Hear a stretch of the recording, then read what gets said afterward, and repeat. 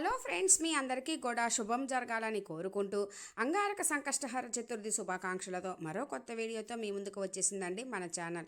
ఈరోజు మనం ఈ వీడియోలో 2026వ సంవత్సరం అంటే కొత్త సంవత్సరంలో జనవరి మాసము పుష్యమాసంలో సంకటహర చతుర్థి ఎప్పుడు వస్తుంది, తేదీ తిథి విశిష్టత, నామం పేరు, పీఠం పేరు యొక్క విశిష్టత, ఇంకా చంద్రోదయ సమయము, ఏమి నైవేద్యము పెట్టాలి, ఇంకా కొత్తగా మొదలు పెట్టుకునే వాళ్ళు ఈ మాసంలో మొదలు పెట్టుకోవచ్చా లేదా, అసలు ఈ మాసం విశిష్టత ఏమిటి అన్నీ క్లియర్గా ఈ వీడియోలో చూద్దామండి. మనిషి అన్న తర్వాత ఎటువంటి కోరికలు కానీ కష్టాలు లేని వాళ్ళు కానీ ఎవ్వరూ ఉండరండి. మనకున్నటువంటి మొండి కష్టాలని కోరికల్ని నెరవేర్చడానికి ప్రథమ పూజలైనటువంటి ఆ గణనాథాన్ని విశేషంగా పూజించి చేసుకునేటటువంటి వ్రతమే మనము సంకటహర చతుర్థి లేదా సంకష్టహర చతుర్థి వ్రతముగా ప్రతి నెల కూడా పౌర్ణమి వెళ్ళిన తర్వాత 3-4 రోజులకు వచ్చేటటువంటి చవితి తిథి రోజు మనము విశేషంగా జరుపుకుంటాము.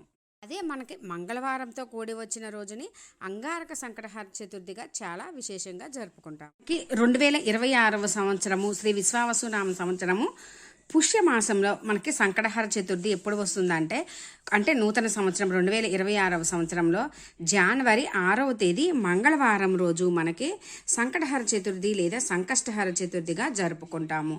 మనకి మంగళవారంతో కూడి వచ్చిన ఈ రోజుని అంగారక సంకటహర చతుర్థిగా చాలా విశేషంగా జరుపుకుంటాము. చక్కగా కొత్తగా మొదలు పెట్టుకునే వాళ్ళు కూడా ఎటువంటి అభ్యంతరం లేకుండా చక్కగా మొదలు పెట్టుకోవచ్చు. ఇంకా ఈరోజు మనకి తిథి అంటే పగలు 11:36 వరకు తదియా తిథి ఉంటుంది. ఆ తర్వాత నుంచి మనకి చవితి తిథి ప్రారంభమవుతుంది. చవితి తిథి మనకి 6వ తేదీ మంగళవారం రోజు పగలు 11:36 నుంచి ప్రారంభమై 7వ తేదీ బుధవారం రోజు పగలు 10:46 వరకు ఉంటుంది. మనకి సంకటహర చతుర్థి సాయంత్రము చంద్రోదయ సమయంలో ఎప్పుడు ఉంటుందో ఆ రోజే జరుపుకుంటాము కాబట్టి మనకి 6వ తేదీ మంగళవారం రోజు వస్తుందండి. ఈరోజు చంద్రోదయ సమయం వచ్చేసి అంటే జనవరి 6వ తేదీ మంగళవారం రోజు రాత్రి 9:23 తెలిసింది కదా ఫ్రెండ్స్. మనకు 2026వ సంవత్సరంలో మొదటి మాసం అయినటువంటి మొదటి నెల అయినటువంటి జనవరి నెలలో పుష్యమాసంలోనే మనకి సంకటహర చతుర్థి వస్తుందండి. ఈ రోజున అంగారక సంకటహర చతుర్థిగా చాలా విశేషంగా జరుపుకుంటాము. కొత్తగా మొదలు పెట్టుకునే వాళ్ళు చక్కగా ఎటువంటి అభ్యంతరం లేకుండా చక్కగా మొదలు పెట్టుకోవచ్చు. పుష్యమాసంలో స్వామివారిని కొలిచేటటువంటి పీఠం పేరు సౌరపీఠం. మనం గమనించినట్లయితే ఏ మాసానికి తగ్గట్టు ఆ పేరు వస్తుందండి. మనము ఈ మాసంలో సూర్యభగవాన్ని ఎక్కువగా పూజిస్తాము, అందుకే సౌరపీఠం వచ్చింది.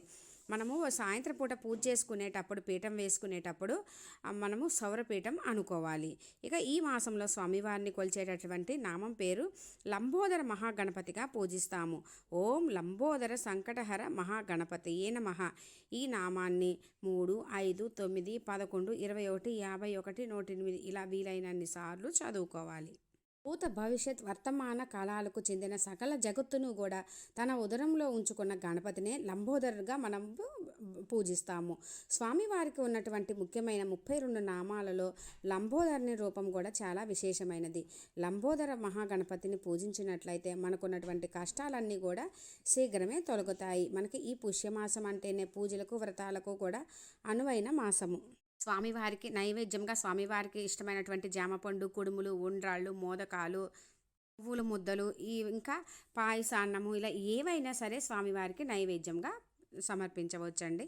అందరికీ ఒక డౌట్ వస్తుంది, పొద్దున పూట మనకి చవితి తిథి లేదు, మరి ముడుపు ఎప్పుడు కట్టుకొని చేసుకోవాలని, ముడుపు కట్టుకొని పూజ చేసుకోవాలి అనుకున్న వాళ్ళు మనకి తిథి 11:36 నుంచి ఉన్నా కూడానండి చవితి తిథి సాయంత్రం ఉంది కాబట్టి ముడుపు పొద్దున కట్టుకొని పూజ చక్కగా చేసుకోవచ్చు.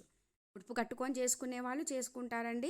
లేదు స్వామివారి అనుగ్రహం కోసం చేసుకునే వాళ్ళు కూడా చక్కగా పూజ చేసుకొని ఉపవాసం ఉండి వ్రత కథ విని చక్కగా చంద్ర భగవాని దర్శనం చేసుకొని పూజించవచ్చు. ఆలయాల్లో కూడా సంకటహర చతుర్థి వ్రతాలు జరుగుతాయండి. అందులో పాల్గొన్నా కూడా మనకి విశేష ఫలితాలు కలుగుతాయి. తెలిసింది కదా ఫ్రెండ్స్, పుష్యమాసంలో వస్తున్నటువంటి మంగళవారంతో కూడి వచ్చినటువంటి అంగారక సంకటహర చతుర్థి రోజు మిస్ కాకుండా చేసుకోండి. ఎంతో విశేషమైన ఈరోజు ఆ గణనాథుని భక్తి శ్రద్ధలతో మనస్ఫూర్తిగా పూజించుకొని స్వామివారి అనుగ్రహంతో మీకు అన్నింటా విజయం చేకూరాలని కోరుకుంటున్నాను ఫ్రెండ్స్. Thanks for watching.